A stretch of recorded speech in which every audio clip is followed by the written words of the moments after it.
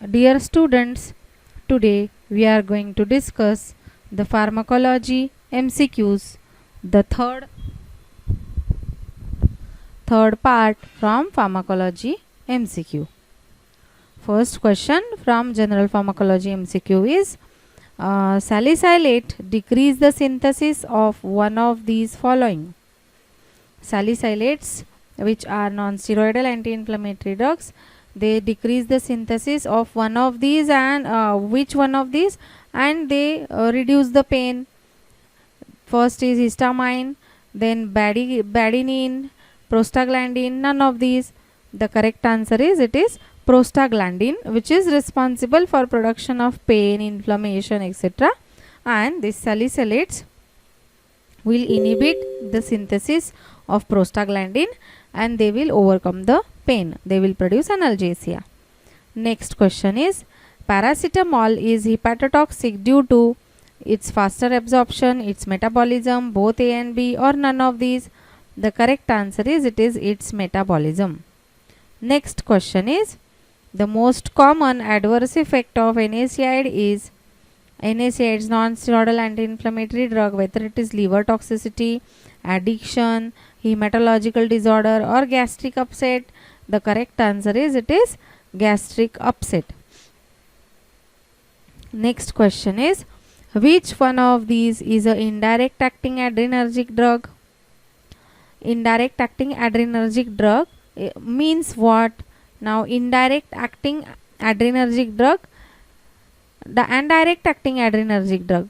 So the choices are phenylephrine, ephedrine, isoprenaline, amphetamine and ephedrine. It is from adrenergic and the correct answer is amphetamine and ephedrine. Next question is catecholamine is metabolized by which enzyme? Catecholamines, which contains catechol and amine, are metabolized by whether microsomal oxidase, whether monoamino oxidase, whether hydroxylation, or all of these. The correct answer is catecholamines can be metabolized by MAO enzymes such as MAO-A and MAO-B. Also they are metabolized by COMT, that is catechol O methyl transferase. Catechol O methyl transferase.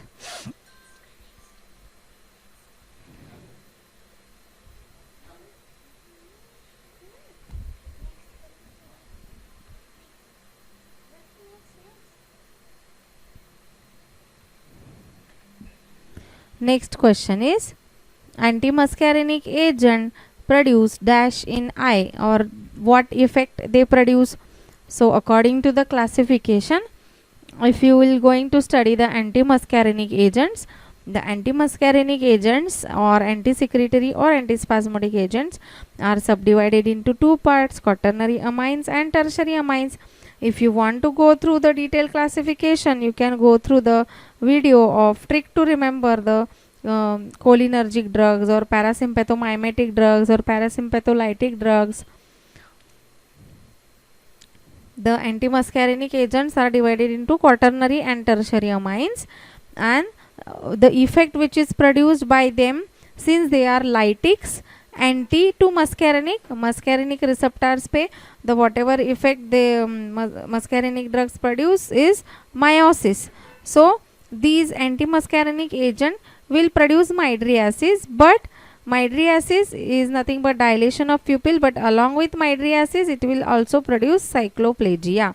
Cycloplegia is nothing but ciliary muscles paralysis, which will result into loss of accommodation, that is near vision as well as distant vision, and acts on ciliary body by blocking the receptor site for the acetylcholine. So that is anti to muscarinic effect, and the correct answer is they produce in eye mydriasis and cycloplegia.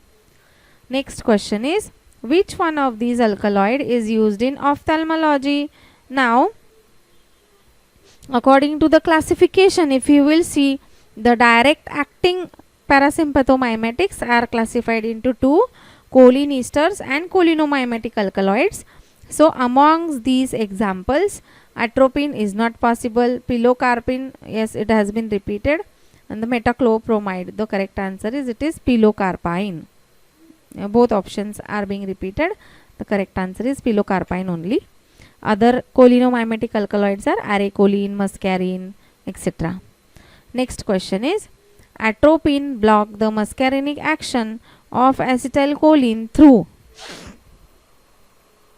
As you all know, atropine is the parasympatholytic and they are anti to muscarinic, means they have opposite effect at the muscarinic receptors that acetylcholine or cholinergic drugs produce.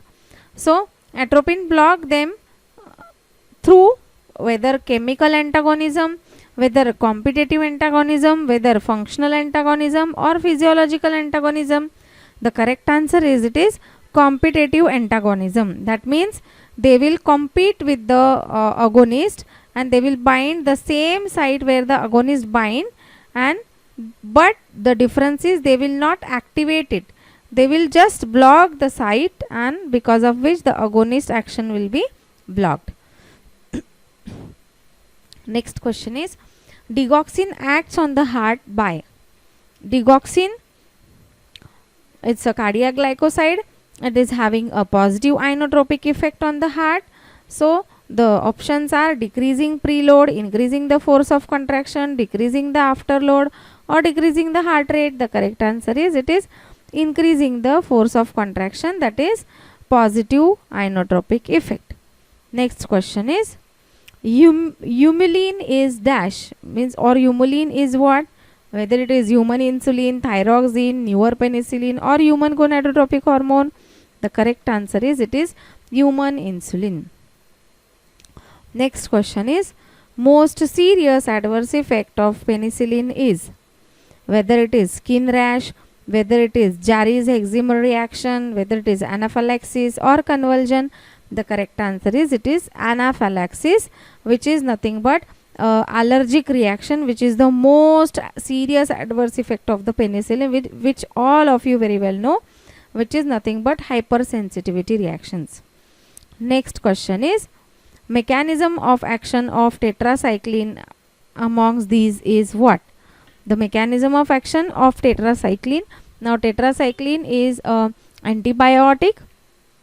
If you will study the classification of antibiotics, you will find the link in the description box. So for the trick to remember the classification of antibiotic, and it's a really very interesting trick to remember the classification.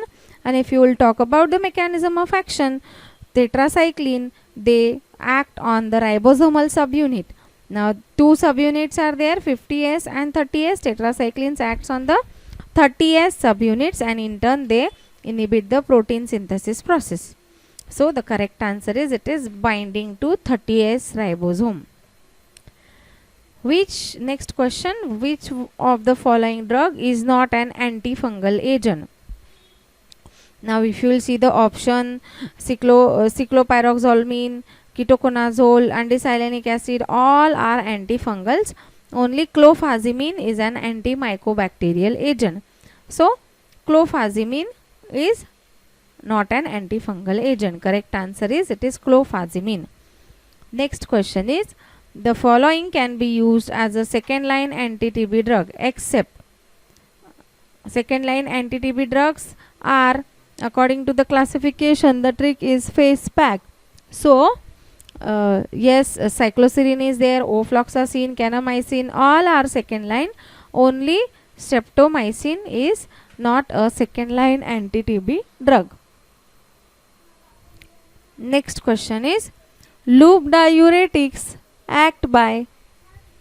Now this loop diuretics, thiazide diuretics, osmotic diuretics, if you want to see the detailed mechanism of action, I am sharing the link in the description box.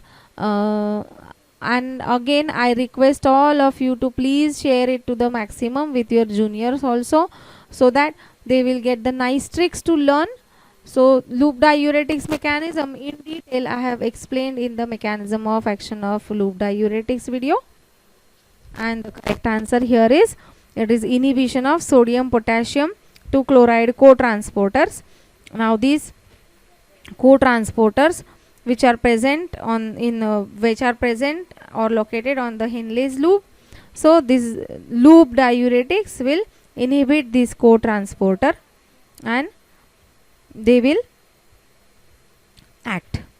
All of the following are the examples of calcium channel blocker, except, now the trick to remember the calcium channel blocker is Nivedita. So nifedipine, verapamil, diltiazem, all are calcium channel blocker. Only prinzepine is not a calcium channel blocker. Next question is, aspirin has all properties except whether they bring down the elevated temperature. Yes, they bring down the elevated temperature. Then prevent platelet aggregation. Yes. Bring down the normal temperature, or used in rheumatoid arthritis. They are also used in rheumatoid arthritis. So the correct answer is, it is bring down the normal temperature. Now normal temperature is normal. No need to bring down the normal temperature. So aspirin will not show this effect, that bringing down the normal temperature, only elevated temperatures. Next question is, thyroid gland secretes dash hormones. Whether thyroid gland secretes insulin, whether thyroxine and triiodothyronine, oxytocin or antidiuretic hormone. The correct answer is, it is thyroxine and triiodothyronine. Triiodothyronine is T3. Thyroxine is tetraiodothyronine, which is T4. With this, we finish with few of the MCQs from the general pharmacology part. Thank you.